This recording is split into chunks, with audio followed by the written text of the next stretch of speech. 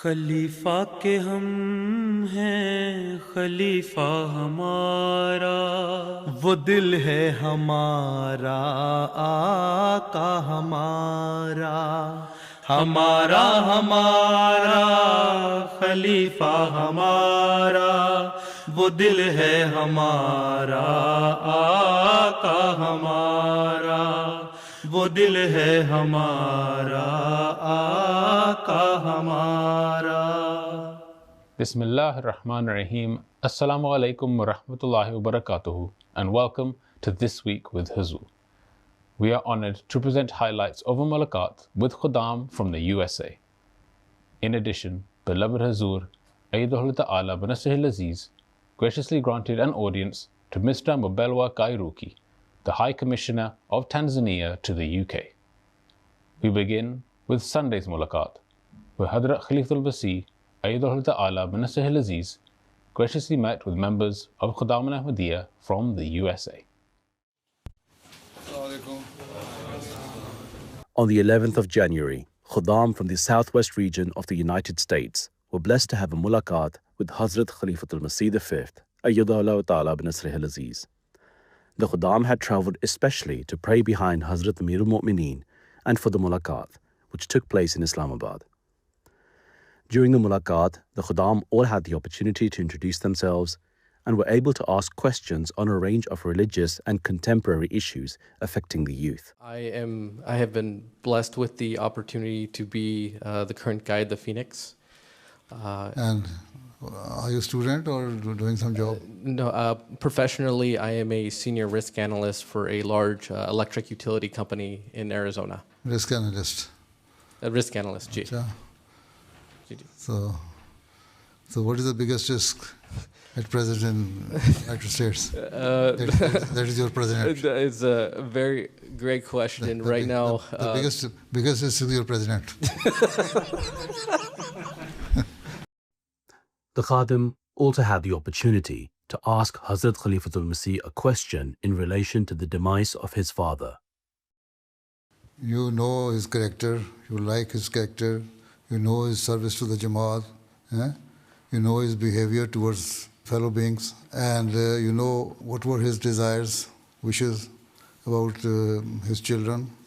So you should try to fulfill his desire and follow the footsteps of his character and behavior. This is how you can, actually comfort his soul in the paradise, right? And pray for him. Okay? मेरी उम्र 15 साल है और मैं इस वक्त 10वीं जमात में पढ़ रहा हूँ। मैं अपनी 5 वक्त की नमाज पाबंदी से अदा करता हूँ, बाकायदगी से कुरान करीम की तिलावत करता हूँ, मस्जिद जाता हूँ और तायर अकेडमी में खिदमत भी अंजाम देता हूँ। ताहम एक इंट्रोवर्ट होने की वजह से मुझे स्कूल और मस्जिद में लोगों से मेल जोल में दुश्वारी महसूस होती है। So you feel shy. Not that you don't like it. You like it but you feel shy. जी ठीक है, यही होता है ना। तो कॉन्फिडेंस पैदा करो अपने अंदर। अहमदी को तो बड़ा कॉन्फिडेंट होना चाहिए ताकि लोगों को बताए। अगर हम कॉन्फिडेंट नहीं होंगे, हमारा एक्सपोजर सही नहीं होगा, लोगों से इंटरेक्शन नहीं होगा, तो फिर तबलीग किस तरह होगी? ठीक है, नमाज़ें पढ़ो, अल्लाह का हक अदा करे, बड़ी अच्छी बात है, लेकिन नमाज़ों में दुआ किया करो अल्लाह ताला से कि अल्लाह ताला मेरे में ये जो कमी है, कमज़ोरी है, तो इसको भी दूर करे और मैं सही तरह कॉन्फिडेंट होकर लोगों से बात कर सकूं। जी ठीक है, दुआ किया करो। जी ठीक है ना। Huzoor, can the wisdom of the prophets or caliph be compared to the IQ level of the scientists like Albert Einstein? And how can we prove that the wisdom of the caliph is greater than the worldly intelligent people? You cannot compare or put this at equal level prophets and the caliph. Prophets are obviously guided by Allah Ta'ala in every respect, but caliphs are not in every matter, in every respect. Sometimes they can make mistakes, but if the matter is with regards to the matters of Jamaat's affair, if he makes any mistake, it will not cause harm to the Jamaat. Allah Ta'ala will make in such a way that the things will be rectified, or it will not leave the bad effect on the people. Right?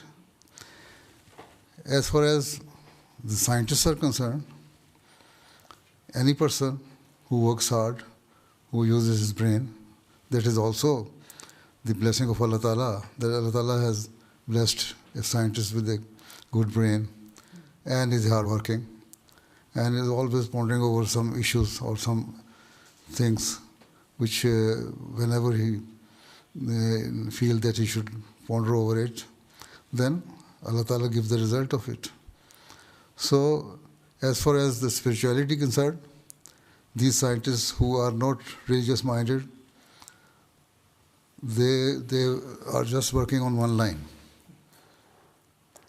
That is the worldly thing and the use of their brain, which is also the gift of Allah Ta'ala. And when they are working hard and using their brain, that is the ultimate result of their hard working and using their brain. And Allah Ta'ala bless them with the good results, and they prove some things. But there are some scientists like Dr. Abdul Salam, who was religious minded. He was not only scientist, he had Nobel Prize, right? But he says that I had guidance from the Holy Quran. And he says there are hundreds of verses in the Holy Quran which guided me with respect to my research. So two laws are working: law of Sharia, law of nature. Law of nature says if you are using your mind, hard working, you will get the result. Law of Sharia says that if you are using your mind, you will have two blessings. One blessing of Allah Ta'ala with regards to your religion, and the other is using your mind and getting good results out of your effort. When someone passes away, does Allah judge them right away, or did he have to wait for a day of judgment? You see, whenever a person is doing good deeds, whenever he passes, he will go straight into the paradise. Though the initial stage of paradise, like not at the higher status. And those who are doing bad deeds, they will go to hell. They will have their punishment. Not that after death you will be left in a waiting room to wait till the day of judgment. That is after 100,000 years. Whenever it comes, we don't know. That what will be the sense of doing good things. If you are going to wait for a longer time period and not getting your reward immediately, why should we do good deeds? Allah says, you good deeds, I will put you in heaven. But at the day of judgment, then Allah Ta'ala will call all of the souls again, right? And then He will decide, then those who have done good deeds in this world, they had some benefit or some reward in the paradise at the first stage, and they will be given better reward in the next stage of paradise. Those who have done bad deeds and they were put in the hell, and they have completed their punishment in the hell, which Allah has decided that Allah will forgive them and put them into heaven. And those who have done so much bad deeds that they need more punishment to be given, then Allah Ta'ala will give them another stage of hell. So as soon as a person passes away, he gets the reward or the punishment. But at the day of judgment, that will be reconsidered, and then at that time Allah Ta'ala will either give you better reward or more punishment, or those who are going to hell, forgive them and then put them into heaven. To understand this philosophy, I think you study the philosophy of the teaching of Islam, right? Hazrat Masih V has written in this book, I think second or third question is about it, so you can better understand it. Even I have answered this question in detail to some people, and that has been published in the ALAIKUM. You can read from there. Huzoor, when you read letters from children around the world, what aspect of their words bring you the greatest joy and happiness? Sometimes I do not understand what they are saying. But only they are letters, so just to appreciate them, I just say, Allah Ta'ala bless you. But anyway, I am happy that there are quite a number of children who write to me and express their sentiments, those who have some understanding. And there are some young children, they just put some lines, and their parents say, they actually try to interpret.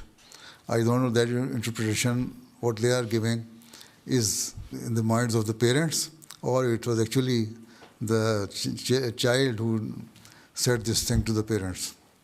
So anyway, I feel happy that at least there are children who are attached to the Jamaat and who are attached to the Khilafat and respect it, and then they ask for prayers and they believe in Allah Ta'ala. And so this is why I always ask the parents that at the early childhood or even up to the age of 14, 15, girls or boys, they are well attached to the Jamaat. Then after 15, 16, they are not that much attached as they were in the past. So you should be regular in having interactive sitting with them so that they remain attached to the Jamaat. Okay? As a parent, what age of your children was most tough to handle, and how did you deal with any difficult situations with them?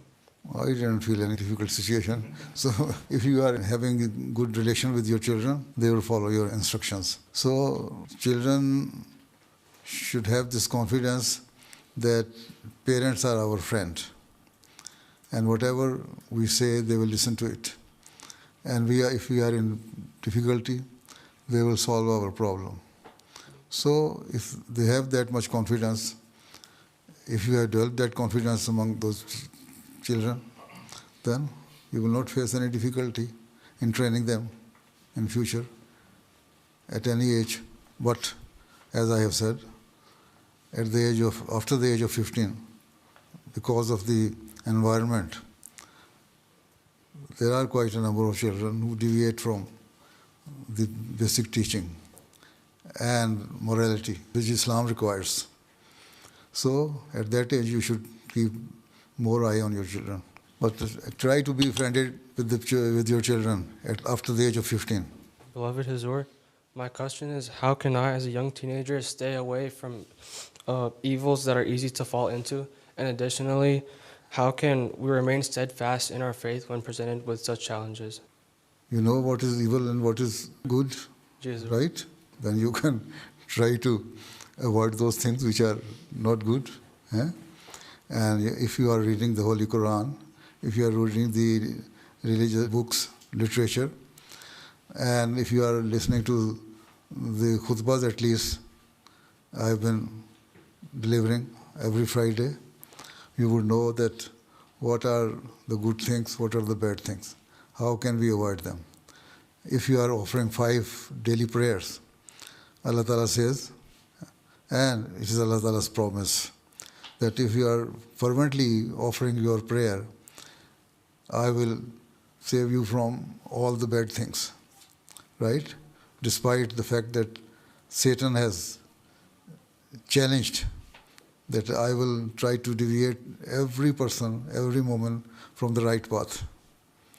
But if you are praying to Allah Ta'ala, that, oh Allah Ta'ala, keep me on the right path, Allah Ta'ala will keep you on the right path. So this is why in the Surah Fatiha we always say, Ihdina as-siratal mustaqim. Allah Ta'ala, guide me on the right path. Right? So if you are repeatedly praying this prayer, then Allah Ta'ala will save you. And you yourself, Allah Ta'ala has given you fertile brain. You can think on it, what are good and bad. You know already. Your question says that you know what is good and bad. Then, when you know, then avoid the bad things and do good things. And also leave the bad society. If your friends are not good, don't go to them again. If some of them are involved in addiction and some other things, then leave them. Don't give too much time on seeing your iPad or television or such type of programs, right? Daily, offer 5 daily prayers, read the Holy Quran, and pray to Allah Ta'ala that Allah Ta'ala save you from all these bad things. One of the Khuddam in attendance asked Hazrat Amirul Mu'mineen what career a Waqf-e-Nau Khadim should pursue other than becoming a missionary. You can be murabbi, doctor, teacher, engineer, lawyer, or any field you deem appropriate for yourself. Now, you can serve the Jamaat in whichever field you choose. In any capacity, you can serve the Jamaat, if you are determined that you are going to serve the Jamaat. But after having completed your education and getting job and having good and lucrative job, then you say, no, now I am very much busy in my worldly affairs, then you cannot serve. Otherwise, if you are determined that you are going to serve the Jamaat, then of course you can serve. Whatever career you can serve the Jamaat in any capacity. As the Mulaqat concluded, the Khuddam all had the opportunity to have a picture with Hazrat Amirul Mu'mineen. A day earlier, Mr. Mbelwa Kairuki, the High Commissioner of Tanzania to the United Kingdom, and his political attaché had the opportunity to have a meeting with Hazrat Khalifatul Masih. During the meeting, Hazrat Amirul Mu'mineen discussed the country's development. But Your Holiness, we really thank you for the support. Humanity First has been supporting a lot in Tanzania and the social services, education, health, water. I last visited Tanzania a long time ago in 2005. Yes. And I traveled from Dar es Salaam to Morogoro. Yes. And then to Dodoma. Yes. And we were installing our hand pumps there for But your agriculture depends on rain only, the whole rain-fed area. Yes. No irrigation facility. No. But you have rivers there. You can make some small dams and reservoirs just so develop without water, because when there's rain, then there's plenty of rain. Yes. Then you can collect water. So that is called water harvest. Yes. So you should also do that. Yeah, that's what we're planning to do. It's one of the agenda of the government for this coming 5 years. We really need your continued prayer to the world peace, because now the world with geopolitics, a lot of confusion going around. So now, not only that the world is standing at the verge of world war, but it has already started. Yes. Yes. The peak of the world war will be in 28 or 29. I don't know. And then Africa continent will also be saved at that time, I think. If these Western powers don't have any Western interest there, then you will be saved. And then Allah Ta'ala will give you the chance to develop your country and rehabilitate the world. Yes. So let us see how far you fulfill your responsibility and duty at that time. Tell your people that a time is coming for them to rule the world. We will. It needs honesty, hard work, and submission to Allah Ta'ala, the God, the Almighty. We coexist very peacefully. One of the countries that have peaceful coexistence. Though local people try to live peacefully and they don't create disturbance, but outsiders, those who have their Western interests, and they want to control the natural resources of the third world countries, they are actually creating all this trouble. It's true. So since you grow cotton there. Yes. Do you have a textile industry there? We do, but it's not that big. We need to expand. So you develop textile industry there. Yeah, and we really need it because it can create more jobs. Because it will create more jobs. If your politicians are honest and government is serious to develop the country, then I think you have natural resources and other income sources to develop your country. As the meeting concluded, they had the opportunity to have a picture with Hazrat Khalifatul Masih. It was a very rewarding meeting as we had a chance to learn a lot from His Holiness. He gave us a word of wisdom regarding global issues, regarding peace, regarding unity. But also we talked about developmental issues. He was very keen to learn about progress in Tanzania, projects that are happening, infrastructure, agriculture. Mainly people-centered development has been his keen interest to learn more about Africa. But also we talked about the kind of support that Ahmadiyya community through Humanity First has been providing to Tanzanians. Well, first of all, I was very much impressed. His Holiness is very well briefed about the situation around the world. And one good advice that is given to the African continent is to be independent, to be ready to take its rightful position, to be able to stand on their own, because under the current global trends, Africa has a good chance of being a leader in the global arena because we do have resources, people, which is important ingredients, but also natural resources that we're endowed, be it critical minerals, be it oil and gas, and other agricultural resources, which are very much in need around the world. So our job is to be diligent, to work hard, but also pray to God so that He can bless our people to do the right thing. Those were highlights from just some of Beloved Huzoor's activities over the past week. We now end with our final segment, the Friday Sermon Summary. In today's Friday sermon, Huzoor, may Allah be his helper, spoke regarding the Holy Prophet ﷺ's love for Allah Almighty. Huzoor, may Allah be his helper, narrated several incidents regarding his intense love and devotion towards worship. Hazrat Mughira bin Shaba फरमाते हैं कि रसूल करीम सल्लल्लाहु अलैहि वसल्लम नमाज के लिए खड़े हुआ करते थे तो इतनी देर तक खड़े रहते कि आपके कदम या पिंडलियां सूज जाती थीं. लोग जब आपको कहते कि आप ऐसा क्यों करते हैं तो आप जवाब देते कि क्या मैं शुक्रगुजार बंदा ना बनूं. अल्लाह अल्लाह, क्या इश्क है, क्या मोहब्बत है, क्या प्यार है. खुदा ताला की याद में खड़े होते हैं और अपने तन बदन का होश नहीं रहता. खून का दौरान नीचे की तरफ शुरू हो जाता है और आपके पाँव मुतवर्रम हो जाते हैं, लेकिन मोहब्बत इस तरफ ख्याल ही नहीं जाने देती. आस-पास के लोग देखकर हैरान हो जाते हैं कि ये क्या करते हैं. वो आपके दर्द से तकलीफ़ महसूस कर रहे होते हैं. लोग जो इर्द गिर्द के आपको इस तरह मुतवज्जो करते हैं कि आप ये क्या करते हैं और क्यों अपने आप को इस तकलीफ़ में डालते हैं और इस कदर दुख उठाते हैं. आखिर कुछ तो अपनी सेहत और अपने आराम का भी ख्याल करना चाहिए. मगर वो दुख जो लोगों को बेचैन कर देता है और जिससे देखने वाले मुतासर हो जाते हैं, आप पर कुछ असर नहीं करता. इबादत में कुछ सुस्ती करने और आइंदा इस कदर लंबा अरसा अपने रब की याद में खड़ा रहना तर्क करने के बजाय आप उनकी इस बात को नापसंद करते हैं और उन्हें जवाब देते हैं कि क्या मैं खुदा का शुक्रगुजार बंदा ना बनूं.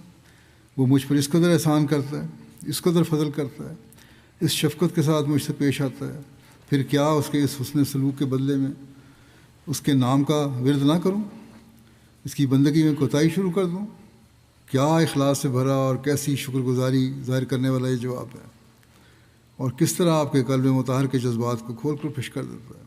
Towards the end of his sermon, Huzoor, may Allah be his helper, also requested prayers for Jalsa Salana Bangladesh, which begins today. आज बांग्लादेश की जमात का जलसा भी हो रहा है, वहाँ मुखालफत भी काफ़ी होती है. उनके लिए भी दुआ करें अल्लाह ताला हम सबको अपनी हिफाज़त में रखे और उनका जलसा भी खैर खूबी इख्तिताम पजीर हो.